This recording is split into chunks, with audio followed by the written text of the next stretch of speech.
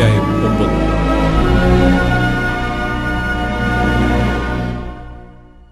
അനന്തരം യെരുബ്ബാലിന്റെ മകനായ അബീമേലെക്ക് ശേഖേമിൽ തന്റെ അമ്മയുടെ സഹോദരന്മാരുടെ അടുക്കൽ ചെന്ന് അവരോടും തന്റെ അമ്മയുടെ പിതൃഭവനമായ സർവ്വകുടുംബത്തോടും സംസാരിച്ചു.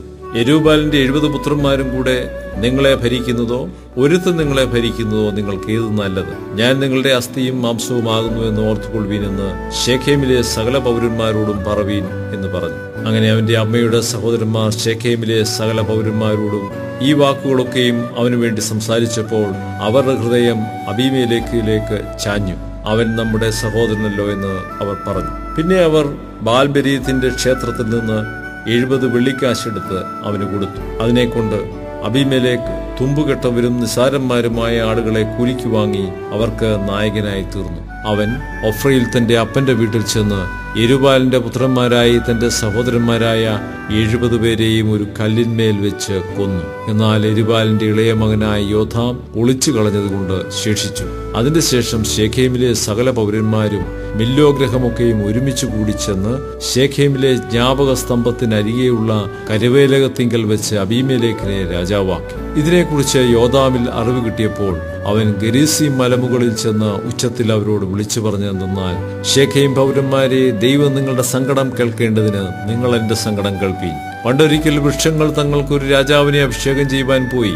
അവ ഒരു വൃക്ഷത്തോട്, നീ ഞങ്ങൾക്ക് രാജാവായിരിക്ക എന്ന് പറഞ്ഞു. അതിന് ഒരു വൃക്ഷം, ദൈവവും മനുഷ്യരും എന്നെ പുകഴ്ത്തുവാൻ ഹേതുവായിരിക്കുന്ന എന്റെ പുഷ്ടി ഞാൻ ഉപേക്ഷിച്ച് വൃക്ഷങ്ങളുടെ മേൽ ആടുവാൻ പോകുമോ എന്ന് പറഞ്ഞു. പിന്നെ വൃക്ഷങ്ങൾ അത്തിവൃക്ഷത്തോട്, നീ വന്ന് ഞങ്ങൾക്ക് രാജാവായിരിക്ക എന്ന് പറഞ്ഞു. അതിനെ അത്തിവൃക്ഷം, എന്റെ മധുരവും വിശേഷപ്പെട്ട പഴവും ഞാൻ ഉപേക്ഷിച്ച് വൃക്ഷങ്ങളുടെ മേൽ ആടുവാൻ പോകുമോ എന്ന് പറഞ്ഞു. പിന്നെ വൃക്ഷങ്ങൾ മുന്തിരിവള്ളിയോട്, നീ വന്ന് ഞങ്ങൾക്ക് രാജാവായിരിക്ക എന്ന് പറഞ്ഞു. മുന്തിരിവള്ളി അവയോട്, ദൈവത്തെയും മനുഷ്യനെയും ആനന്ദിപ്പിക്കുന്ന എന്റെ രസം ഞാൻ ഉപേക്ഷിച്ച് വൃക്ഷങ്ങളുടെ മേൽ ആടുവാൻ പോകുമോ എന്ന് പറഞ്ഞു. പിന്നെ വൃക്ഷങ്ങളെല്ലാം കൂടെ മുൾപ്പടപ്പിനോട്, നീ വന്ന് ഞങ്ങൾക്ക് രാജാവായിരിക്ക എന്ന് പറഞ്ഞു. മുൾപ്പടപ്പ് വൃക്ഷങ്ങളോട്, നിങ്ങൾ യഥാർത്ഥമായി എന്നെ നിങ്ങൾക്ക് രാജാവായി അഭിഷേകം ചെയ്യുന്നുവെങ്കിൽ വന്ന് എന്റെ നിഴലിൽ ആശ്രയിപ്പീൻ. അല്ലെങ്കിൽ മുൾപ്പടർപ്പിൽ നിന്ന് തീ പുറപ്പെട്ട് ലെബാനോനിലെ ദേവദാരുക്കളെ ദഹിപ്പിക്കട്ടെ എന്ന് പറഞ്ഞു. നിങ്ങൾ ഇപ്പോൾ അബീമേലെക്കിനെ രാജാവാക്കിയതിൽ വിശ്വസ്തതയും പരമാർത്ഥതയുമാകുന്നുവോ പ്രവർത്തിച്ചത്? നിങ്ങൾ യെരുബ്ബാലിനോടും അവന്റെ കുടുംബത്തോടും നന്മയാകുന്നുവോ ചെയ്തത്? അവന്റെ പ്രവൃത്തിയുടെ യോഗ്യതയ്ക്ക് തക്കവണ്ണമോ അവനോട് പ്രവർത്തിച്ചത്? എന്റെ അപ്പൻ തന്റെ ജീവനെ ഗണ്യമാക്കാതെ നിങ്ങൾക്ക് വേണ്ടി യുദ്ധം ചെയ്തു. മിഥ്യാന്റെ കയ്യിൽ നിന്ന് നിങ്ങളെ രക്ഷിച്ചിരിക്കെ നിങ്ങൾ ഇന്ന് എന്റെ അപ്പന്റെ ഗൃഹത്തിന് വിരോധമായി എഴുന്നേറ്റ് അവന്റെ പുത്രന്മാരായ 70 പേരെയും ഒരു കല്ലിന്മേൽ വെച്ച് കൊല്ലുകയും അവന്റെ ദാസിയുടെ മകനായ അബീമേലെക്ക് നിങ്ങളുടെ സഹോദരനായിരിക്കൊണ്ട് അവനെ ശേഖേം പൗരന്മാർക്ക് രാജാവാക്കുകയും ചെയ്തുവല്ലോ. ഇങ്ങനെ നിങ്ങൾ ഇന്ന് യെരുബ്ബാലിനോടും അവന്റെ കുടുംബത്തോടും ചെയ്തത് വിശ്വസ്തതയും പരമാർത്ഥതയും എന്ന് വരികിൽ നിങ്ങൾ അബീമേലെക്കിൽ സന്തോഷിപ്പീൻ, അവൻ നിങ്ങളിലും സന്തോഷിക്കട്ടെ. അല്ലെങ്കിൽ അബീമേലെക്കിൽ നിന്ന് തീ പുറപ്പെട്ട് ശേഖേം പൗരന്മാരെയും മില്ലോ ഗൃഹത്തെയും ദഹിപ്പിക്കട്ടെ. ശേഖേം പൗരന്മാരിൽ നിന്നും മില്ലോ ഗൃഹത്തിൽ നിന്നും തീ പുറപ്പെട്ട് അബീമേലെക്കിനെയും ദഹിപ്പിക്കട്ടെ.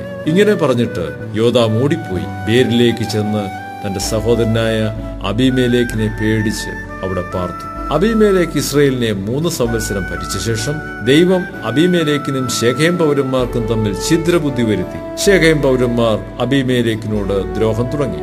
അങ്ങനെ യെരുബ്ബാലിന്റെ 70 പുത്രന്മാരോടും ചെയ്ത പാതകത്തിന് പ്രതികാരം വരികയും അവരുടെ രക്തം അവരെ കൊന്നവനായ അവരുടെ സഹോദരൻ അബീമേലെക്കും അവന്റെ സഹോദരന്മാരെ കൊല്ലുവാൻ അവന് തുണയായിരുന്ന ശേഖേം പൗരന്മാരും ചുമക്കുകയും ചെയ്തു. ശേഖേം പൗരന്മാർ മലമുകളിൽ അവന് വിരോധമായി പതിയിരിപ്പുകാരെ ആക്കി. ഇവർ തങ്ങളുടെ സമീപത്തുകൂടി കടന്നുപോകുന്ന എല്ലാവരോടും കവർച്ച തുടങ്ങി. ഇതിനെക്കുറിച്ച് അബീമേലെക്കിന് അറിവ് കിട്ടി. അപ്പോൾ ഏബെദിന്റെ മകനായ ഗാലും അവന്റെ സഹോദരന്മാരും വന്ന് ശേഖേമിൽ കടന്നു. ശേഖേം പൗരന്മാർ അവനെ വിശ്വസിച്ചു. അവർ വയലിൽ ചെന്ന് തങ്ങളുടെ മുന്തിരിത്തോട്ടങ്ങളിലെ കുലയറുത്ത് ഉത്സവം കൊണ്ടാടി. തങ്ങളുടെ ദേവന്റെ ക്ഷേത്രത്തിൽ ചെന്ന് തിന്നുകുടിക്കുകയും അബീമേലെക്കിനെ ശപിക്കുകയും ചെയ്തു. ഏബെദിന്റെ മകനായ ഗാൽ പറഞ്ഞത്, അബീമേലെക്കിനെ നാം സേവിക്കേണ്ടതിന് അവനാര്? ശേഖേമാര്? അവൻ യെരുബ്ബാലിന്റെ മകനും സെബൂൽ അവന്റെ കാര്യസ്ഥനുമല്ലയോ? അവൻ ശേഖേമിന്റെ അപ്പനായ ഹാമോരിന്റെ ആളുകളുമായി അവനെ സേവിക്കട്ടെ. നാം അവനെ സേവിക്കുന്നതിന് ഈ ജനം എന്റെ കൈക്കീഴായിരുന്നെങ്കിൽ ഞാൻ അബീമേലെക്കിനെ നീക്കിക്കളയുകയും അബീമേലെക്കിനോട് നിന്റെ സൈന്യത്തെ വർദ്ധിപ്പിച്ച് പുറപ്പെട്ടു വരിക എന്ന് പറയുകയും ചെയ്യുമായിരുന്നു. ഏബെദിന്റെ മകനായ ഗാലിന്റെ വാക്കുകളെ കേട്ടപ്പോൾ നഗരാധിപനായ സെബൂലൂന്റെ കോപം ജ്വലിച്ചു.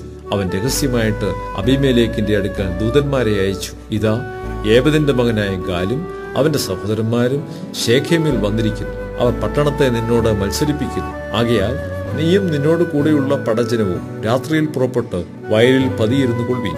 രാവിലെ സൂര്യൻ ഉദിക്കുമ്പോൾ എഴുന്നേറ്റ് പട്ടണത്തെ ആക്രമിക്കാം. എന്നാൽ അവനും കൂടെയുള്ള പടജനവും നിന്റെ നേരെ പുറപ്പെടുമ്പോൾ തരം പോലെ അവരോട് പ്രവർത്തിക്കാം എന്ന് പറയിച്ചു. അങ്ങനെ അബീമേലെക്കും കൂടെയുള്ള പടജനമൊക്കെയും രാത്രിയിൽ പുറപ്പെട്ട് ശേഖേമിനരികെ 4 കൂട്ടമായി പതിയിരുന്നു. ഏബദിന്റെ മകനായ ഗാൽ പുറപ്പെട്ട് പട്ടണത്തിന്റെ ഗോപുരത്തിങ്കൽ നിന്നപ്പോൾ അബീമേലെക്കും കൂടെയുള്ള പടജനവും പതിയിരിപ്പിൽ നിന്ന് എഴുന്നേറ്റു. ഗാൽ പടജനത്തെ കണ്ടപ്പോൾ അതാ പർവ്വതങ്ങളുടെ മുകളിൽ നിന്ന് പടജനം ഇറങ്ങി വരുന്നുവെന്ന് സെബൂലിനോട് പറഞ്ഞു. സെബൂൽ അവനോട്, പർവ്വതങ്ങളുടെ നിഴൽ കണ്ടിട്ട് മനുഷ്യരെന്ന് നിനക്ക് തോന്നുകയാകുന്നു എന്ന് പറഞ്ഞു. ഗാൽ പിന്നെയും, അതാ പടജനം ദേശമധ്യേ ഇറങ്ങി വരുന്നു, മറ്റൊരു കൂട്ടവും പ്രാസ്നികന്മാരുടെ കരുവേലകത്തിന്റെ സമീപത്തു കൂടി വരുന്നു എന്ന് പറഞ്ഞു. സെബൂൽ അവനോട്, നാം അബീമേലെക്കിനെ സേവിക്കേണ്ടതിന് അവൻ ആരെന്ന് പറഞ്ഞതിന്റെ വായ ഇപ്പോൾ എവിടെ? ഇത് നീ പുച്ഛിച്ച പടജനമല്ലയോ? ഇപ്പോൾ പുറപ്പെട്ട് അവരോട് പൊരുതുക എന്ന് പറഞ്ഞു. അങ്ങനെ ഗാൽ ശേഖേം പൗരന്മാരുമായി പുറപ്പെട്ട് അബീമേലെക്കിനോട് പടവെട്ടി. അബീമേലെക്കിന്റെ മുമ്പിൽ ഗാൽ തോറ്റോടി. അവൻ അവനെ പിന്തുടർന്നു. പടിവാതിൽ വരെ അനേകർ ഹതന്മാരായി വീണു. അബീമേലെക്ക് അരുമയിൽ താമസിച്ചു. സെബൂൽ ഗാലിനെയും സഹോദരന്മാരെയും ശേഖേമിൽ പാർപ്പാൻ സമ്മതിക്കാതെ അവിടെ നിന്ന് നീക്കിക്കളഞ്ഞു. പിറ്റേന്നാൾ ജനം വയലിലേക്ക് പുറപ്പെട്ടു. അബീമേലെക്കിന് അതിനെക്കുറിച്ച് അറിവ് കിട്ടി. അവൻ പടജനത്തെ കൂട്ടി 3 കൂട്ടമായി ഭാഗിച്ച് വയലിൽ പതിയിരുന്നു. ജനം പട്ടണത്തിൽ നിന്ന് പുറപ്പെട്ടു വരുന്നത് കണ്ട് അവരുടെ നേരെ ചെന്ന് അവരെ സംഹരിച്ചു. പിന്നെ അബീമേലെക്കും കൂടെയുള്ള കൂട്ടവും പാഞ്ഞു ചെന്ന് പട്ടണത്തിന്റെ പടിവാതിൽക്കൽ നിന്നു.